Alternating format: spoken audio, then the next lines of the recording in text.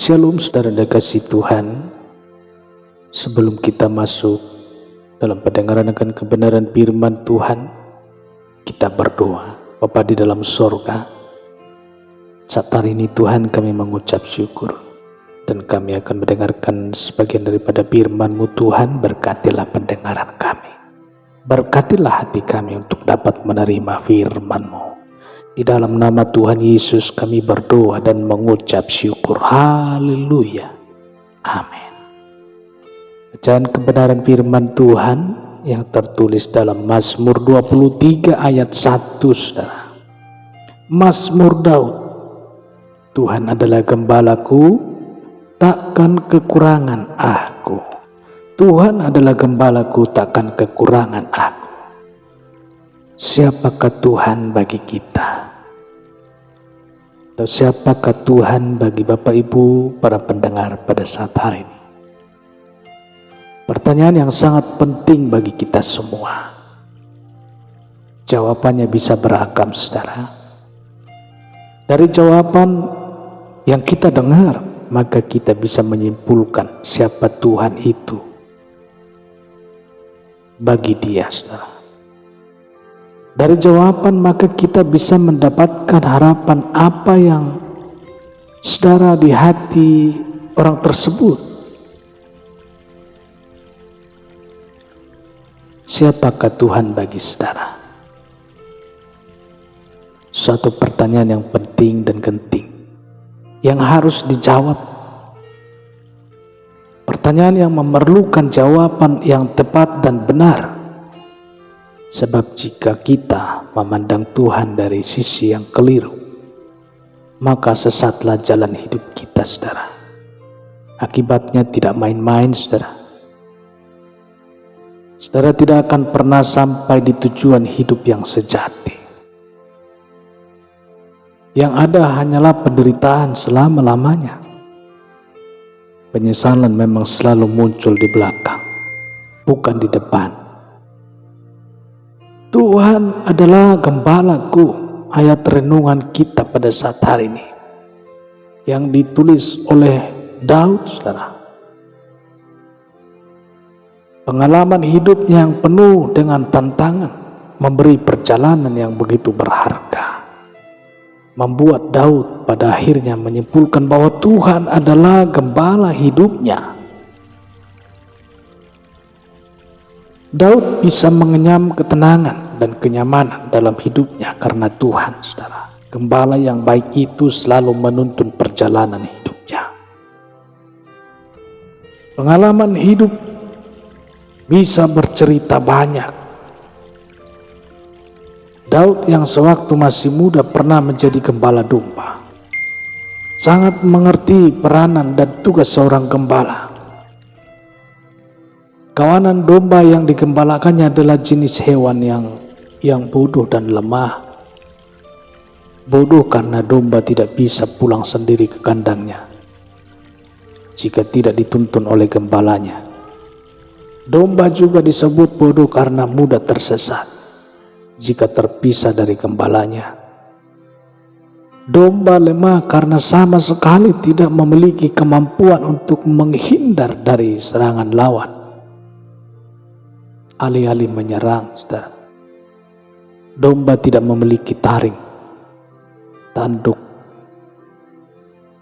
tidak mampu berlari cepat, jalan pun tersendat-sendat. Itulah yang digambarkan oleh Daud tentang dirinya ketika ia menyebut Tuhan adalah gembalanya. Gembala selalu berada di tengah domba, saudara. Gembala tidak pernah meninggalkan dombanya sendirian. Gembala selalu berada bersama domba-dombanya.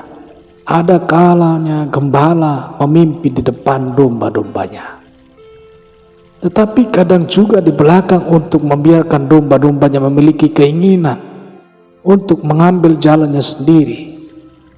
Berinisiatif, jalan lurus ke kanan atau ke kiri.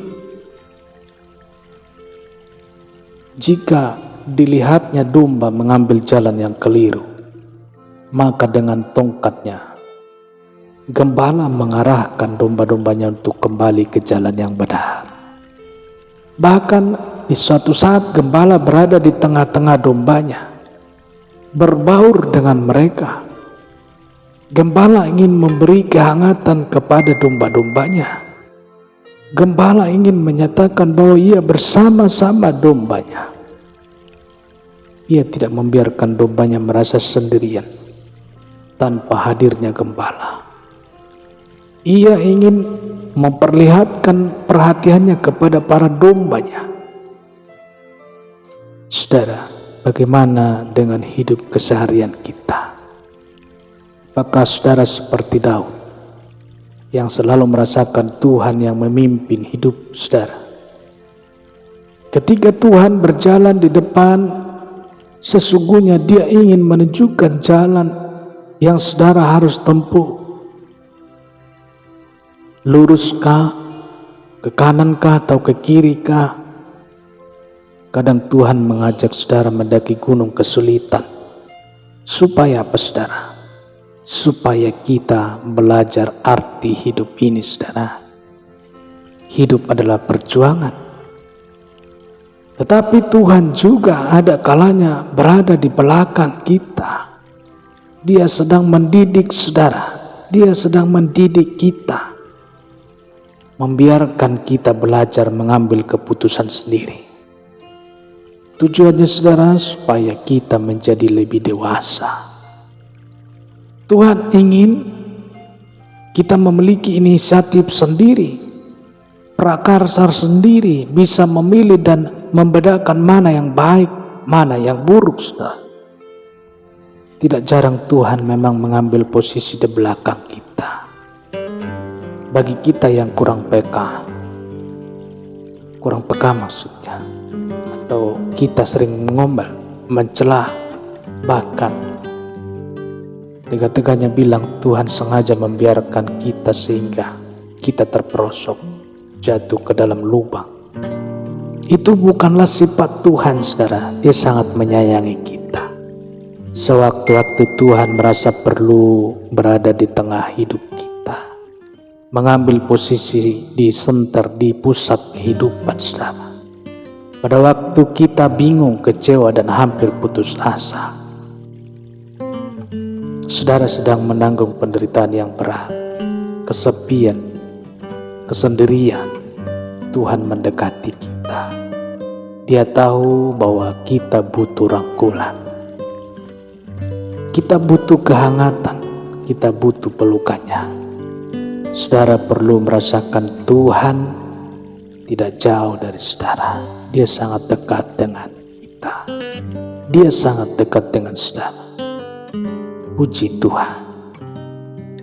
Amin. Kita berdoa. Bapa di dalam sorga, sungguh besar kuasa-Mu di dalam kehidupan kami. Oleh karena itu Tuhan, biarlah Engkau selalu berikan bagi hati kami bahwa Engkau Tuhan selalu bersama-sama dengan kami, menjaga, melindungi, memberkati dan menghibur kami, supaya kami Tuhan tidak melenceng ke kiri ke kanan, melainkan kami berjalan lurus sesuai dengan kebenaran firman. Kuatkanlah iman percaya kami Tuhan. Kami hanya bersandar kepada kebenaran firman Tuhan yang menjadi kekuatan baru di dalam kehidupan kami. Tuhan, hamba-Mu berdoa, berkatilah rohani, jasmani, seluruh para pendengar dalam program santapan rohani pada saat hari ini. Berikanlah kekuatan, berikanlah iman, dan berikanlah kesehatan. Di dalam nama Tuhan Yesus, kami berdoa dan mengucap syukur. Haleluya. Amin. Bapak Ibu dikasihi Tuhan, demikianlah pendengaran firman Tuhan pada saat hari ini. Tuhan Yesus memberkati. Haleluya. Amin.